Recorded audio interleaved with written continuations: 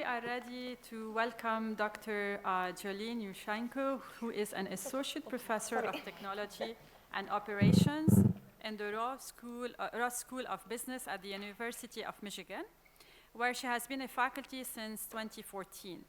Her primary research is on data-driven decision-making for applications such as scheduling, inventory management, pricing, and humanitarian logistics. She has collaborated actively on several industry and government partners such as Target, National Grid, Best Buy, and the Philippine government. She recently served as a senior research scientist at Amazon. She holds a PhD in operation research from MIT, and she's going to discuss with us how data was used for disaster preparedness in the Pacific Typhoon belt. More specifically, she will discuss how she engaged with the Philippine government and used data to develop optimization models to effectively pre-position relief items before a typhoon. Please join me in welcoming her to stage with a round of applause.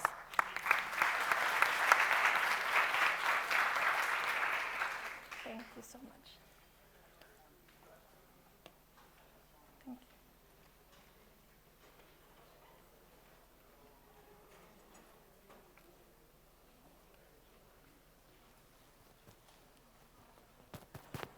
Hello. Oh. All right. Thank you so much for inviting me to this workshop. And this is my first time in Lebanon. Ahlan wa sahlan.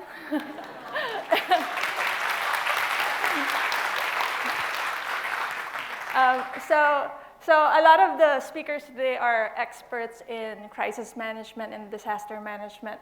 My background is I'm an associate professor at the Ross School of Business.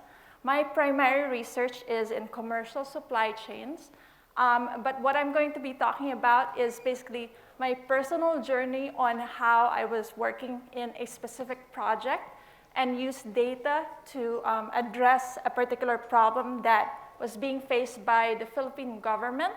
And the reason why this is a passion project for me is because I am from the Philippines. That's where I grew up, and that's where I spent my early education. So the Philippines is a country that really suffers from a lot of disasters. And when I saw that it was struggling, especially in the wake of one specific disaster, this was Super Typhoon Haiyan back in 2013, I wanted to do something about it. So this talk is about my personal journey in what we were able to do, okay? So 2013, this was 10 years ago. I was 10 years younger. And this was the time that I just got my PhD in operations research from MIT. And as I said, my background is in commercial supply chains. So when I saw my Facebook news feed about the typhoon that was expected to come in about 5 days, back in maybe late October, early November, I really wanted to do something about it, especially when I started seeing the impact that happened after the typhoon. So the reason why it's called a super typhoon, because when it made impact, at that time it was the typhoon that had the strongest impact, or was the most powerful typhoon to make landfall in recorded history. So everyone was really worried and concerned about this typhoon that was coming. And when it made impact, it had maximum wind speeds of 195 miles per hour, or if you think about kilometers per hour, it was 313 kilometers per hour, okay? It killed 6,300 people. It affected more than 16 million people, which is about 16% of the Philippine population, okay? I wanted to play a video to just show you the extent of the devastation and the type of videos that I was basically seeing in my Facebook newsfeed. Well, CBC's Chris Brown is in the capital, Manila, now, where it's already Tuesday morning. Chris. Peter, the president of the Philippines has declared a state of calamity, but even that concept doesn't really capture the extent of what's happened here or the unfolding humanitarian crisis.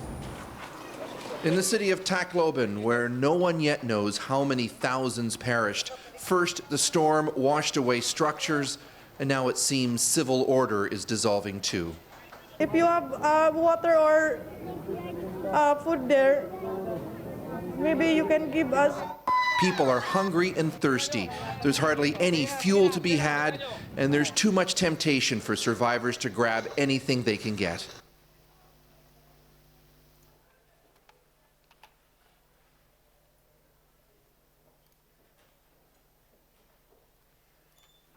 All right, so that's just the type of news that we were seeing all the time when the typhoon struck. And Tacloban City, which is where that video was taken, is really the city where the most damage happened.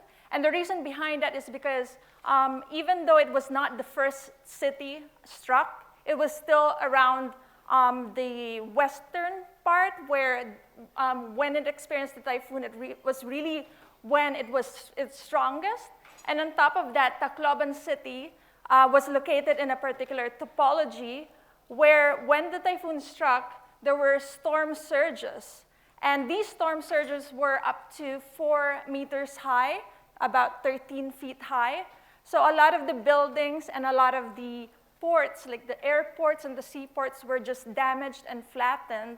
And in fact, even a lot of the people who are in the local governments, the ones who are really leading the disaster response, even their houses were damaged as well, so they can't really focus a lot of their efforts in the disaster response. So as a result, it was very difficult to do disaster relief after Typhoon Haiyan, especially in Tacloban City. So this data here is a graph of how many food, which is family food packs, were distributed in the days following the typhoon. The typhoon happened in November 8 of 2013.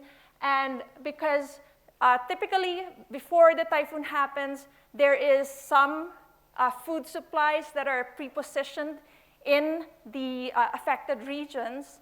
As you can see here, that amount of pre-positioning was not enough, such that in the days following the typhoon, about a week following the typhoon, not a lot of food was being distributed.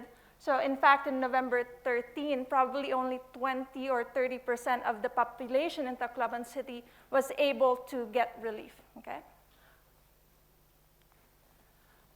All right, so even though I give an example of Typhoon Haiyan, really these typhoons are a recurring challenge in a country like the Philippines, which is located in the Pacific Typhoon Belt.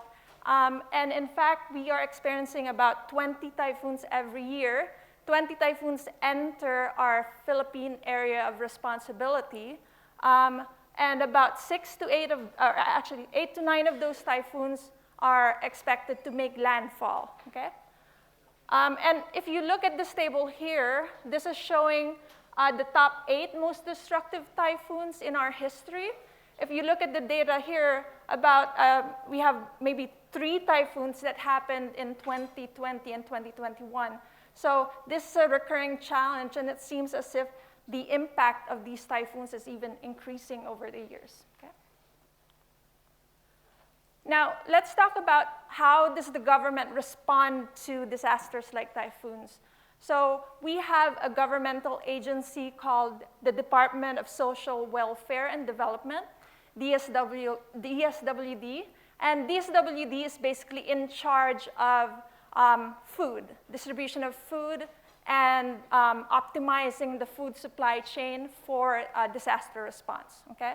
So as I mentioned earlier, we have so-called family food packs that we distribute to families that are affected by a typhoon.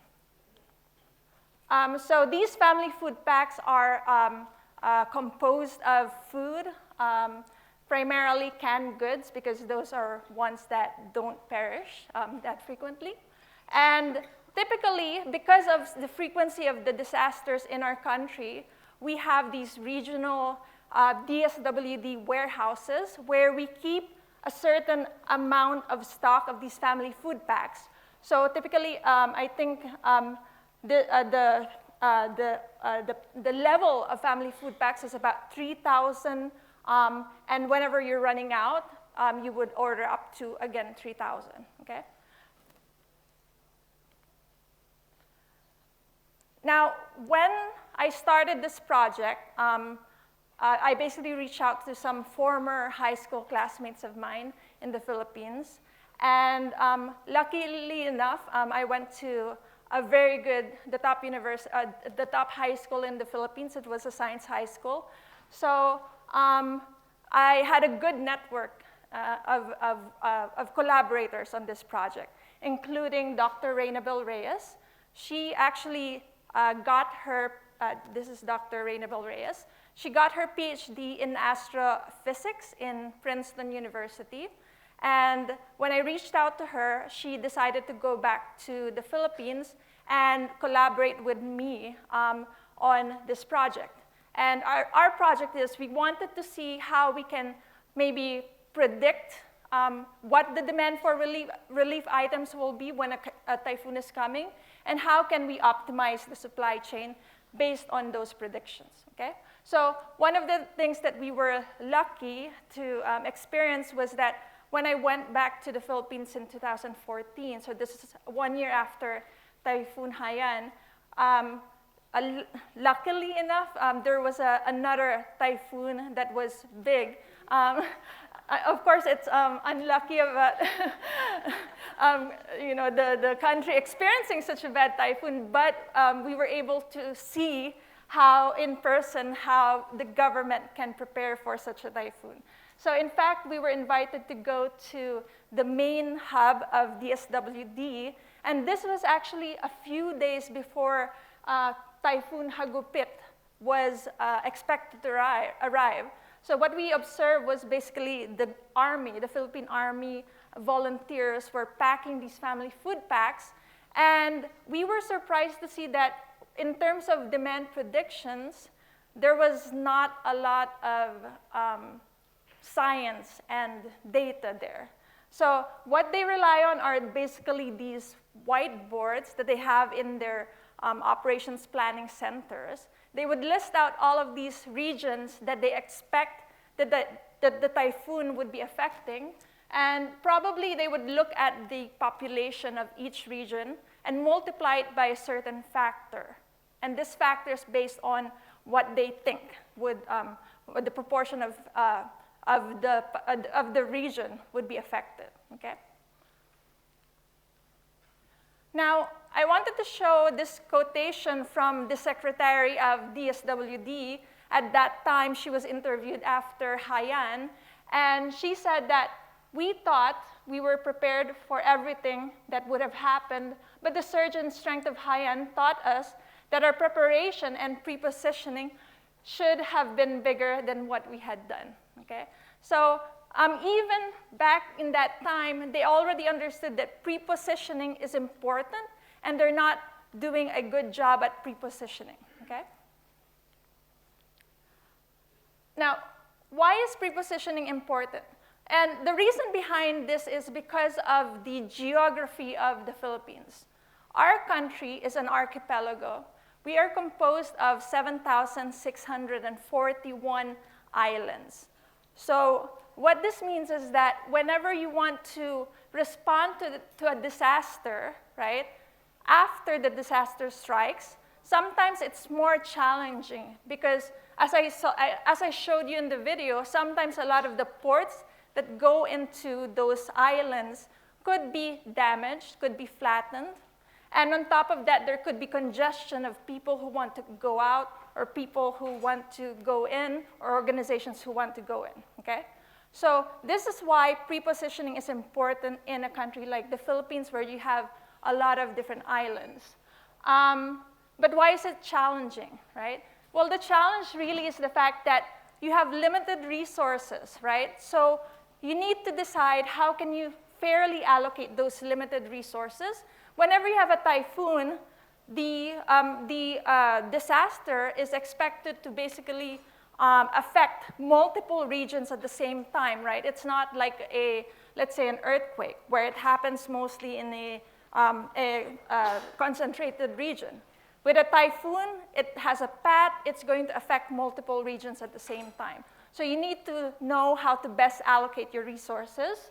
The second reason is that you need to get it right, because if you preposition in the wrong area, it's very difficult to correct your mistake, right? Because of the fact that we have islands, okay? And then the third reason is that you need to predict, right? Predicting where the demand will be and how much that demand will be is very important to doing effective prepositioning, okay? So those are the challenges. Now, Hiba showed a cone of uncertainty, which basically shows you that the path of the typhoon is highly uncertain, even with advance warning, right? So unlike an earthquake, with a typhoon, you have maybe 3 to 5 days of knowledge that a typhoon is going to hit, okay?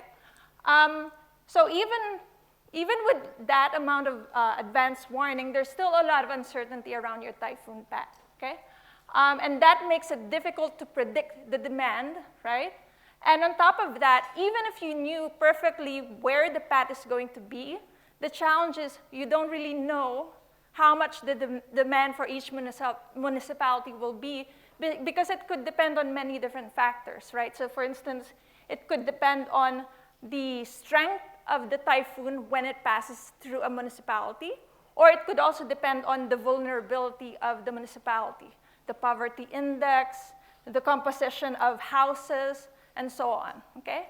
So that's why it's challenging to predict the demand. Now, as a researcher, one thing that we were fortunate to have is basically a lot of data. So the Philippine government actually collects a lot of data, and they make this data publicly available. So I think we were lucky to actually have such a context where we had a lot of data. So every time that there is a typhoon, basically the Philippine government would release these situational reports, okay? And they would release this every single day to show what is the effectiveness of their distribution efforts, okay? So what this situational report shows is basically by each municipality level, how many people and how many families are affected by the typhoon, and they release this report every single day. And this is all publicly available data. And because of the frequency of the typhoons in the Philippines, we have a lot of data for a lot of different typhoons, okay? We also have a lot of different other types of data, like housing data, census data, that would probably give us some information about the vulnerability of the populations at the different municipalities. So we collected data, and this is just a summary of what the data looks like. So we collected data from 12 historical typhoons from 2009 to 2013. And basically, from this data, different typhoons have different impacts on the population. So the proportion of population impacted was between 6% for Sarika, for instance, and for Haiyan is the largest, 58% of the population was affected. It also has different strengths of the disaster, maximum wind speeds. It also affected different municipalities in terms of their vulnerability, poverty index, population density, whether it's a city or not, and whether the roofs are made of construction materials that are strong or weak. And by weak, what I mean is, for instance, we have a lot of houses whose roofs are made of nipa, and nipa is basically a local palm tree. So basically, the roofs are made of these palm leaves. So as you can imagine, sometimes the construction of roof materials is very vulnerable to disasters. So one way that when we were talking with the Philippine government, DSWD in particular, one thing that they suggested was, why can't we just build a prediction band around the path of the typhoon? We call this the double band prediction model. So basically what this shows is that, let's say that this is the path of the typhoon. Let's build 2 bands around it, where in the first band, I just multiply the population by 50%, and then the second band, maybe it's farther away from the path, so let's multiply it by 10%. But this type of prediction model, however, ignores a lot of the vulnerability factors that I mentioned, and also it ignores the fact that maybe in the same path, the strength of the typhoon, the maximum wind speed, basically decreases, right? So for instance, here, this is the National Capital Region. There's a huge population, and the prediction is going to be more because of that population, but by the time that the typhoon passed by there, the wind speed was not that great, right? So it over-predicts as a result. So instead, what we did was that we used the data that we collected, and we basically estimated a linear mixed effects model that basically predicts your response variable here, which is the log fraction of the municipality that is affected by the typhoon. And we basically predict this linear model over here, such that it depends on the maximum wind speed. It also depends on the construction of the roofs. It also depends on some vulnerability factors, like whether it's a city and the log density of the municipality, okay? So based on our predicted linear mixed effects model, what this does is that it basically, if I can tell you where the path is, I'm going to be able to tell you an estimate of the demand, which is Y, right? Because when you tell me what the path is, right, I can basically use some of these equations out there that relate the distance of the municipality to the center of the typhoon and come up with a prediction for the wind speed, okay? So, for instance, for Haiyan, right, so these are 7 different scenarios for the path of the typhoon. And based on the path of the typhoon, I can use my linear mixed effects model to basically come up with the demand predictions for the different scenarios, okay? So now that I have my prediction model, what we wanted to do is we wanted to see, okay, how can we best optimally pre-position the relief items, because that's really the goal of the project, right? So we basically solved this bi-objective optimization model where we have 2 objectives that have competing objectives, right? So the first one is for a more targeted pre-positioning, right? It's basically minimizing the largest region level unmet demand.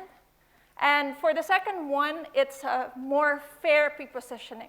It's minimizing the largest region level unmet proportion of demand, okay? So just to show you the difference between the 2 solutions, so in the first one is the targeted solution. So it's basically targeting the regions where you expect most of the demand will be. However, if you can see from here, some of the regions don't have any pre-positioning at all. So this second objective is basically looking at fairness, okay? So as a result, you have some pre-positioning in all of your regions, okay? So we have this bi-objective model. So one thing that I wanted to show here is basically the effect of the accuracy of your demand forecast on your pre-positioning. So if this x-axis here, that's the amount of inventory that you have in the beginning to pre-position, okay? So the more inventory that you have as you go towards the right, you're able to distribute more supply, obviously, right? Now, this line here, that's how much you can pre-position if you can perfectly predict demand. So imagine that there's an oracle telling you how much demand there will be. So it's perfect prediction. So obviously, you're going to be distributing every single unit of your supply, okay? Now, these two shaded regions are how much you can distribute under two different demand prediction models, okay? So the double band model is the darker one. So sometimes it could distribute more, but it really has trouble in most typhoons because of the poor prediction. However, our linear mixed effects model is able to distribute better because of the better accuracy of the forecast. Now, of course, we don't have a perfect forecasting model. And in fact, this gap between the Oracle solution and our linear mixed effects models shows you that there's a lot of room for improvement of your forecasting model, okay? So I wanted to highlight that this project really is a team effort. And in fact, we worked with IBM Philippines to develop a decision support tool that takes in our data and to basically visualize the prediction model that we have, and also based on the path of the typhoon here, okay? So this really shows you the power of really bringing in teams to solve a complex problem, as what Hiba mentioned, that you really need to have teams with different expertise to solve a complex problem and to make headways in that, okay? So that's all that I have today, and thank you so much for your attention.